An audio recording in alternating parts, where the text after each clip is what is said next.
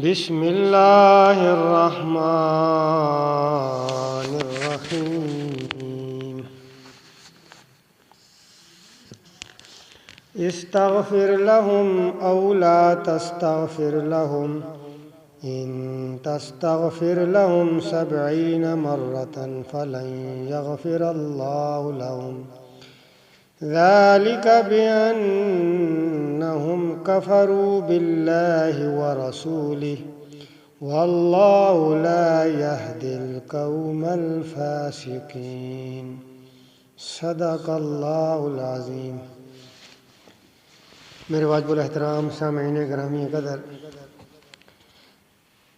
گزشتہ درس میں حضرت عمر فاروق رضی اللہ تعالیٰ عنہ کے موافقات کے بارے میں بیان کیا تھا کہ متعدد بار ایسے ہوا کہ نبی کریم صلی اللہ علیہ وسلم کی خدمت میں حضرت عمر فاروق رضی اللہ تعالیٰ عنہ نے اپنی ایک رائے پیش کی، تو اللہ کریم نے حضرت عمر فاروق رضی اللہ تعالیٰ عنہ کی رائے کو اس کی تائید کرتے ہوئے قرآن مجید کی آیات کو نازل کیا۔ اسی سلسلے کی ایک تائید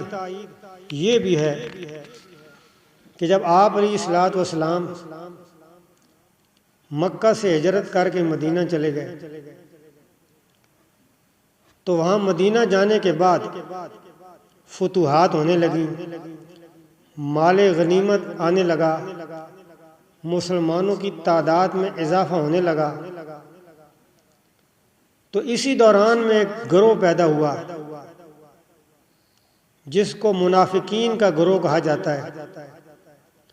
اس گروہ کا ایک سردار تھا رئیس المنافقین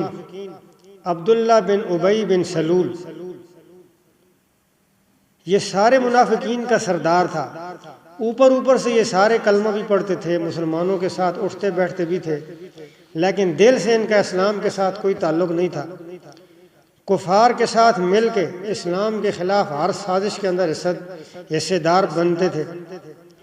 تو یہ منافقین کا سردار عبداللہ بن ابی بن سلول جب یہ مر گیا تو ان کے ایک بیٹے تھے جن کا نام تھا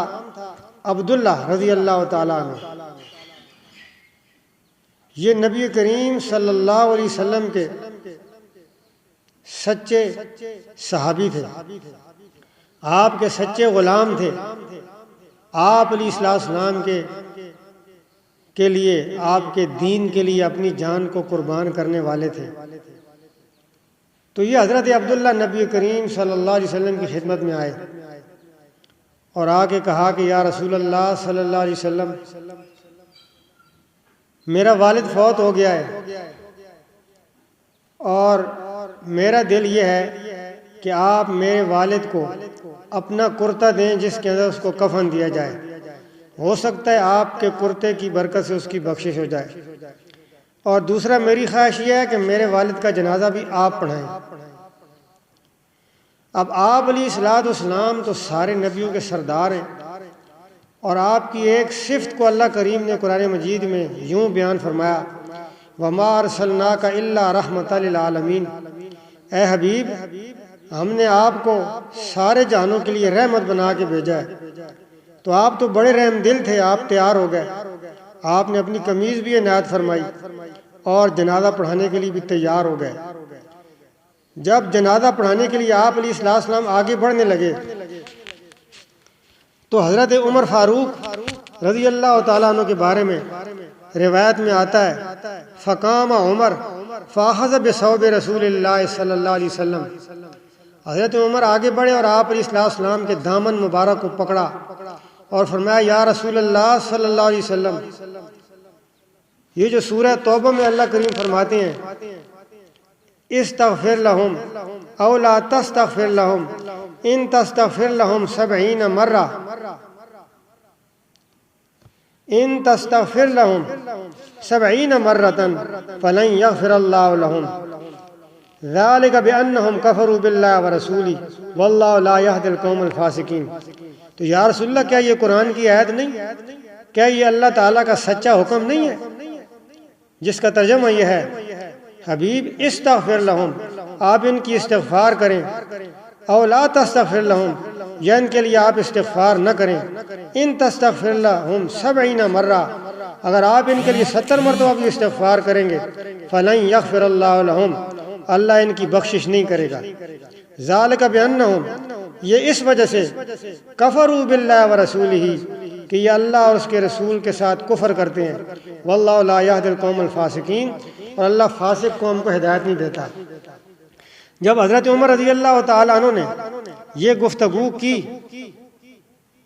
تو نبی کریم صلی اللہ علیہ وسلم نے آگے سے ارشاد فرمایا کہ اے عمر، مجھے اس میں اختیار دیا گیا ہے کہ میں ان کے لیے استغفار کروں یا استغفار نہ کروں، یہاں کھلم کھلا مجھے منع نہیں کیا گیا، اس لیے آپ علیہ السلام نے اس کا جنازہ پڑھایا۔ لیکن رب العالمین کہ ہاں حضرت عمر رضی اللہ تعالیٰ عنہ کی جو رائے تھی وہ پسندیدہ تھی، حضرت عمر کی رائے یہ تھی، ان کی تمنا اور چاہت یہ تھی کہ آپ اس منافق کا جنازہ نہ پڑھائیں، اس لیے کہ یہ منافقین کا سردار تھا، ہر موقع پہ اسلام کے خلاف سازشوں میں، آپ علیہ السلام کے خلاف پروپیگنڈے میں یہ شریک رہا ہے، لہذا اس کا جنازہ نہ پڑھایا جائے۔ تو بعد میں پھر اللہ کریم نے سورہ توبہ کی آیت نمبر 84 نازل فرمائی، جس میں حضرت عمر فاروق رضی اللہ تعالیٰ عنہ کی رائے کی تائید اللہ کریم نے نازل فرمائی ہے، اور وہ یہ تھی، فرمایا وَلَا تُصَلِّ عَلَىٰ أَحَدٍ مِّنْهُمْ مَاتَ أَبَدًا وَلَا تَقُمْ عَلَىٰ قَبْرِهِ، اے حبیب آج کے بعد وَلَا تُصَلِّ عَلَىٰ أَحَدٍ مِّنْهُمْ، ان میں سے کبھی کسی کی نماز آپ نے نہیں پڑھنی، ماتا اگر یہ مر جائیں، ابدا کبھی بھی، یعنی آپ کی زندگی میں جب بھی کبھی کوئی منافق مر جائے تو آپ نے اس کی نماز جنازہ نہیں پڑھنی، ولا تقم علی قبری، اور نہ ان کی قبر پہ کھڑے ہو کے ان کے لیے دعا کرنی ہے۔ تو حضرت عمر فاروق رضی اللہ تعالیٰ عنہ کی رائے کی تائید میں اللہ کریم نے یہاں بھی اپنا قرآن نازل فرمایا کہ عمر فاروق رضی اللہ تعالیٰ عنہ کی رائے جو ہے وہ میرے ہاں بھی معتبر ہے اور ایسے ہی ہونا چاہیے، تو آپ علیہ السلام کو منع کر دیا گیا۔ اسی طرح ابتدائے اسلام میں کیونکہ پردے کے احکامات نہیں تھے، ازواج مطہرات بھی بغیر پردے کے باہر جاتی تھیں اور دیگر مومنین کی خواتین بھی، تو حضرت عمر فاروق رضی اللہ تعالیٰ عنہ نے نبی کریم صلی اللہ علیہ وسلم سے درخواست کی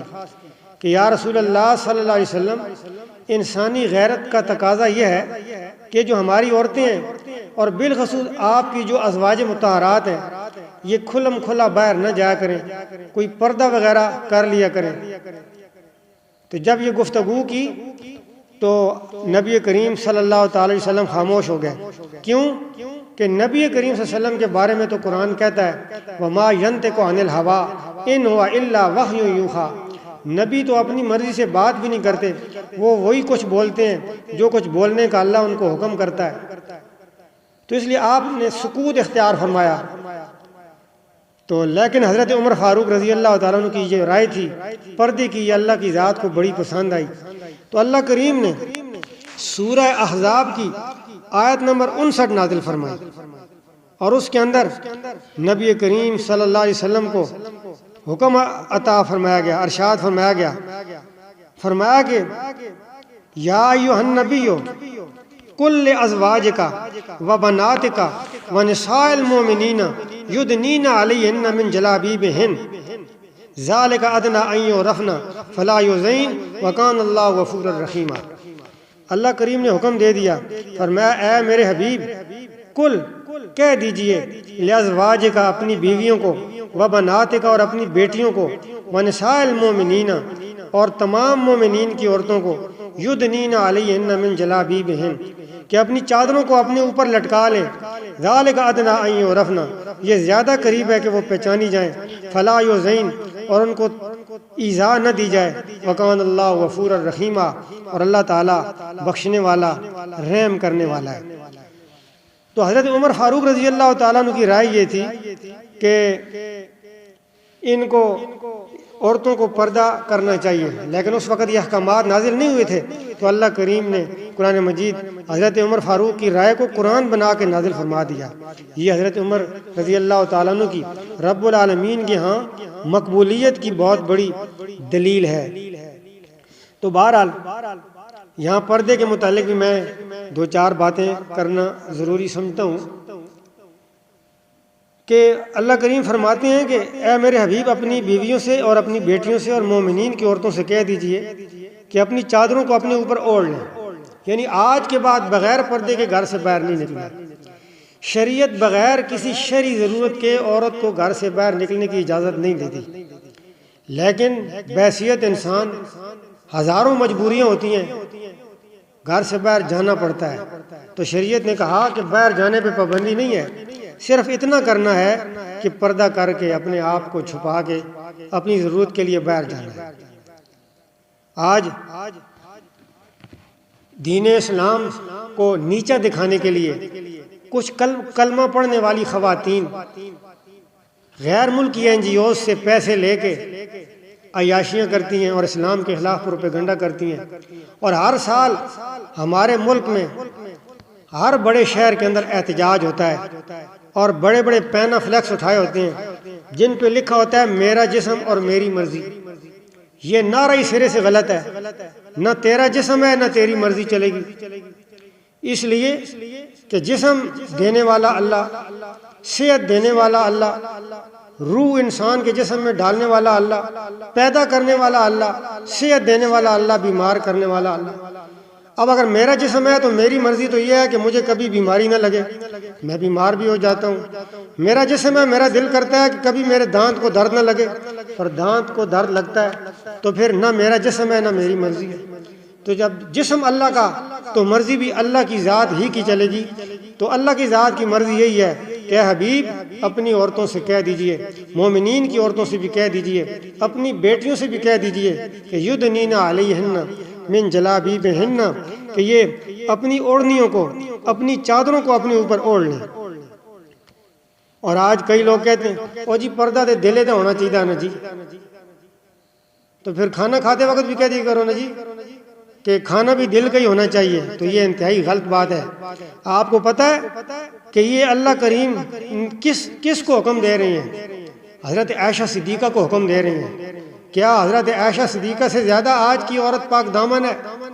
اور سیدنا ابوبکر صدیق کو حکم دیا جا رہا ہے، تو کیا حضرت صدیق اکبر سے زیادہ ایمان والا یا شان والا کوئی آج ہے؟ تو جب حضرت ابوبکر صدیق کو، حضرت عمر فاروق کو، حضرت عثمان غنی کو، حضرت علی المرتضیٰ شیر خدا کو، حضرت بلال حبشی رضی اللہ تعالیٰ عنہ، ابو عبیدہ بن جراح سعید، حضرت ابو سعید رضی اللہ تعالیٰ عنہ، حضرت سہیل، خباب بن ارت، حضرت سلیمان فارسی، اتنی بڑی بڑی ہستیوں کو یہ حکم دیا جا رہا ہے کہ تم نے اپنی عورتوں سے کہنا ہے کہ وہ پردہ کیا کریں۔ اور ایک دوسرے مقام پہ اللہ کریم فرماتے ہیں کہ اے صحابہ کرام وَإِذَا سَأَلْتُمُوهُنَّ، اگر میرے نبی کی بیویوں سے تم نے کوئی سوال کرنا ہے، فرمایا اگر کوئی چیز مانگنی ہے فَاسْأَلُوهُنَّ مِنْ وَرَاءِ حِجَابٍ، تو میرے نبی کی بیویوں کے سامنے نہیں جانا بلکہ پردے میں ان سے بات پوچھنی ہے۔ جبکہ نبی کی بیویاں امت کی مائیں ہوتی ہیں، اس کے باوجود صحابہ کرام، یہ صحابہ آج کے لوگوں کی طرح نہیں تھے، یہ صحابہ وہ ہیں جن کی ایمان کی گواہیاں خود قرآن مجید کے اندر اللہ کریم نے دی ہیں۔ اللہ کریم صحابہ کرام کے ایمان کا تذکرہ کرتے ہیں اور فرماتے ہیں اولئک الذین امتحن اللہ قلوبہم للتقوی، یہ وہ لوگ ہیں کہ رب نے ان کے دل کے اندر، ان کے دلوں کا، ان کے تقوی کا امتحان لیا ہے۔ تو جن کا تقوی اللہ کے ہاں مقبول ہو، جن کے لیے اللہ قرآن میں اعلان کر دے رضی اللہ عنہم ورضوا عنہ، کہ میں رب ان سے راضی ہوں، یہ مجھ سے راضی ہیں، جن کے جنتی ہونے کا اعلان اللہ کر دے، جن کے سچا ہونے کا اعلان اللہ کر دے، جن کے کامیاب ہونے کا اعلان اللہ کر دے، ان کو اللہ یہ کہہ رہے ہیں کہ تم نے میرے نبی کی بیویوں کے سامنے نہیں جانا۔ حضرت عائشہ صدیقہ اور آپ کی ایک اور زوجہ محترمہ آپ کے پاس بیٹھی ہوئی ہیں، ایک صحابی رسول آئے جن کا نام تھا عبداللہ بن ام مکتوم رضی اللہ تعالیٰ عنہ. یہ نابینے تھے، دیکھ نہیں سکتے تھے. آپ کی بارگاہ میں جب یہ آ رہے تھے، آپ نے ان کو آتے دیکھا تو اپنی بیویوں سے کہا کہ پردے میں ہو جاؤ. تو آگے سے ازواج میں سے کسی نے کہا کہ یا رسول اللہ وہ تو نہیں دیکھ سکتا، اس کو تو نظر ہی نہیں آتا. تو آپ علیہ السلام نے فرمایا وہ نہیں دیکھ سکتا، کیا تم بھی نہیں دیکھ سکتی ہو؟